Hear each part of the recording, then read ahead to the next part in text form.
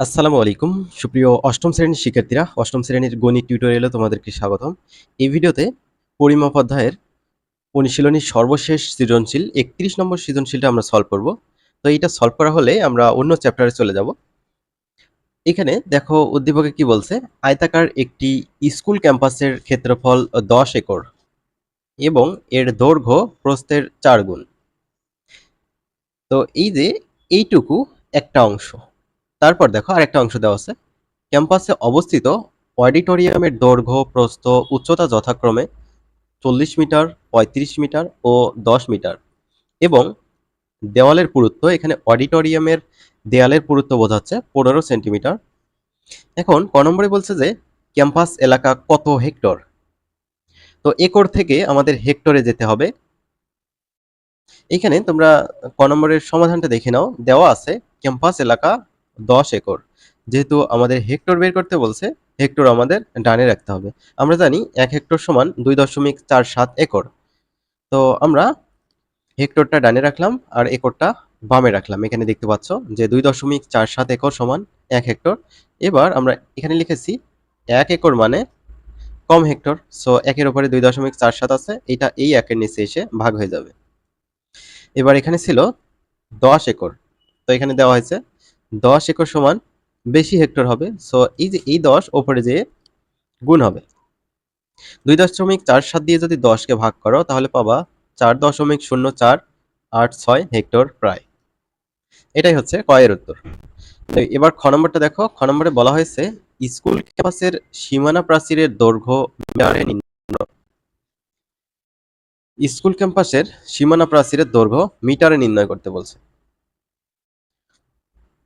সীমানা প্রাচীর বলতে এখানে স্কুল ক্যাম্পাসটা আয়তাকার, এর হচ্ছে চতুর্পাশে যে দৈর্ঘ্যটা থাকবে সেটা বের করতে বলছে, অর্থাৎ এরকম এইটা এইটা এইটা এইটা, অর্থাৎ পরিসীমা বের করতে বলা হচ্ছে। এখানে ডিরেক্ট কিন্তু পরিসীমার কথা বলা নাই, কিন্তু আমাদের বুঝে নিতে হবে স্কুল ক্যাম্পাসের সীমানা বোঝাচ্ছে, তার মানে পুরো এরিয়াটা ওইটা পরিসীমাই বোঝাবে।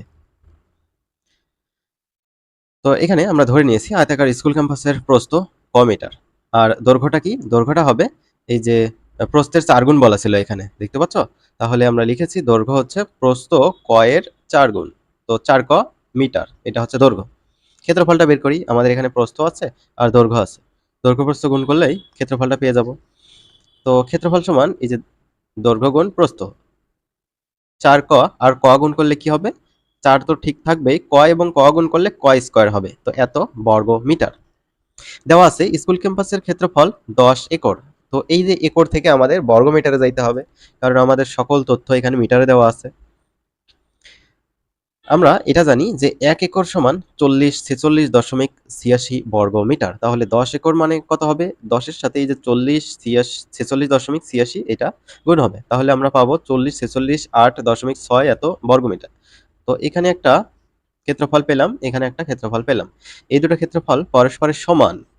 সো আমরা পরের লাইনে লিখব প্রশ্ন মতে বা শর্ত মতে, লেখার পর এই দুটো পরস্পরের সমান দেব, দেওয়ার পর এখান থেকে ক এর মান বের করব, তাহলে আমাদের প্রস্থটা বের হবে। প্রস্থটা বের করলে আমরা দৈর্ঘ্য বের করতে পারবো, তারপর পরিসীমা বের করব।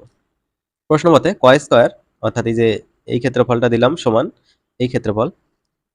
এখানে ক স্কয়ারটা আমরা রেখে দিয়েছি, এখানে কিন্তু 4 গুণ অবস্থায় ছিল, 4 হচ্ছে ডান পাশে গিয়ে ভাগ হলো, ক স্কয়ার যা আছে তাই। 4 দিয়ে এই যে এটাকে ভাগ করলে এই ভ্যালুটা পাবা, ক্যালকুলেটরে তোমরা চেক করে দেখতে পারো। তারপর এখন আমাদের শুধুমাত্র ক এর মান বের করতে হবে। সো ক এর উপর স্কয়ার, এটা রাখা যাবে না। স্কয়ারটা যদি আমরা ডান পাশে পার করে দেই, এটা কি হয়ে যাবে, রুট হয়ে যাবে। অথবা এটাও করতে পারো যে উভয় পাশে বর্গমূল করলে, উভয় পাশে বর্গমূল করলে এখানে বর্গমূল আর বর্গ কেটে যাবে, আর এখানে হচ্ছে বর্গমূলটা থেকে যাবে, যেটা হচ্ছে দ্বিতীয় লাইনে তোমরা দেখতে পাচ্ছ। সো এক কথায় এটা কি করা যায়, এই যে স্কয়ারটা আমরা এটা রুট করে দিলাম, ঠিক আছে, এটা রুট করে দিলাম, এখানে জাস্ট ক থাকলো। তো এটা বর্গমূল করলে এই ভ্যালুটা পাবা, এটা তোমাদের একটু দেখিয়ে দেই।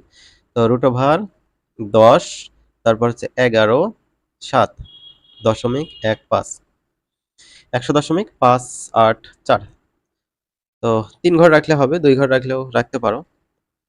তো ক কি ধরছিলাম আমরা, ক হচ্ছে প্রস্থ ধরছিলাম। তো আমাদের এই স্কুলের সীমানা প্রাচীরের প্রস্থটা এটা, আর দৈর্ঘ্যটা কি হবে, প্রস্থের 4 গুণ, তাহলে 4 ক, তো 4 এর সাথে ক এর ভ্যালুটা এখানে গুণ হলো, তো এই ভ্যালুটা পেয়ে যাবা। এবার সীমানা প্রাচীরের দৈর্ঘ্যটা আমরা বের করব। সীমানা প্রাচীরের দৈর্ঘ্য মানে স্কুল ক্যাম্পাসের পরিসীমা, তার পরিসীমা সূত্র কি 2 ইন্টু দৈর্ঘ্য যোগ প্রস্থ। তাহলে 2 ইন্টু দৈর্ঘ্য এটা প্লাস প্রস্থ হচ্ছে এটা, তো এই দুটো যোগ করে তার সাথে 2 দিয়ে গুণ করবা, 1005.84 এত মিটার পেয়ে যাবা। এটা হচ্ছে ক্ষয়ের উত্তর। আশা করি এটা তোমরা বুঝতে পেরেছো। আমরা গ নম্বরটা দেখি। গ নম্বর কি বলছে, অডিটোরিয়ামের 4 দেয়ালের আয়তন নির্ণয় করো। অডিটোরিয়ামের 4 দেয়ালের আয়তন আমরা কিভাবে নির্ণয় করব? আমরা জানি আয়তন মানে কি, আয়তন মানে হচ্ছে দৈর্ঘ্য গুণ প্রস্থ গুণ উচ্চতা। তো আমি এখানে সংক্ষেপে দেই, দৈর্ঘ্য গুণ প্রস্থ গুণ উচ্চতা। তো এখানে 4 দেয়ালের আমরা ক্ষেত্রফলটা বের করে নিতে পারি। ক্ষেত্রফল মানে কি, দৈর্ঘ্য গুণ প্রস্থ। এই যে দৈর্ঘ্য আর প্রস্থ হচ্ছে ক্ষেত্রফল, তারপর উচ্চতা দেওয়া আছে 10 মিটার, এটা কাজে লাগাবো। তাহলে 4 দেয়ালের ক্ষেত্রফল আর উচ্চতাটা গুণ করব। তো আগে আমরা 4 দেয়ালের ক্ষেত্রফলটা বের করে নেই। গ নম্বর সমাধান দেওয়া আছে অডিটোরিয়ামের দৈর্ঘ্য এত, প্রস্থ এত আর উচ্চতা এত। আর দেয়ালের পুরুত্ব দেওয়া আছে, পুরুত্ব বানানটা ঠিক করে নিবা, পুরুত্ব এরকম হবে। দেয়ালের পুরুত্ব 15 সেন্টিমিটার, সেন্টিমিটারকে আমরা মিটারে কনভার্ট করব, 100 দিয়ে ভাগ করতে হবে, তো 0.15 এত মিটার পেয়ে যাব। তো অডিটোরিয়ামের ভূমির ক্ষেত্রফলটা আমরা প্রথমে বের করে নেই। তো ভূমির ক্ষেত্রফল কিভাবে বের করবো, এই যে দৈর্ঘ্যের সাথে প্রস্থটা গুণ করে দেব, তাহলে 1400 বর্গ মিটার পেয়ে যাব। দেয়ালের পুরুত্ব আমরা একটু আগে কিন্তু পেয়ে গেছি। এবার দেয়াল বাদে অডিটোরিয়ামের দৈর্ঘ্যটা আমাদের লাগবে, দেয়াল বাদে। তো দেখো এখানে দৈর্ঘ্য ছিল হচ্ছে 40 থেকে দুই পাশে এই যে দেয়ালের পুরুত্বটা বাদ যাবে দুই পাশে, সো 2 দিয়ে এখানে দেয়ালের পুরুত্বটাকে গুণ করলাম, 2 দিয়ে এটাকে গুণ করবা, করার পর 40 থেকে বিয়োগ করবা, 39.7 হয়ে যাবে। এবার দেখো দেয়াল বাদে অডিটোরিয়ামের প্রস্থটা বের করব। এমনিতেই প্রস্থ দেওয়া ছিল 35, তো 35 থেকে বাদ যাবে দুই পাশের দেয়ালের পুরুত্ব। তো দুই পাশের যেহেতু, তো 2 দিয়ে দেয়ালের পুরুত্বটাকে আমরা গুণ করলাম।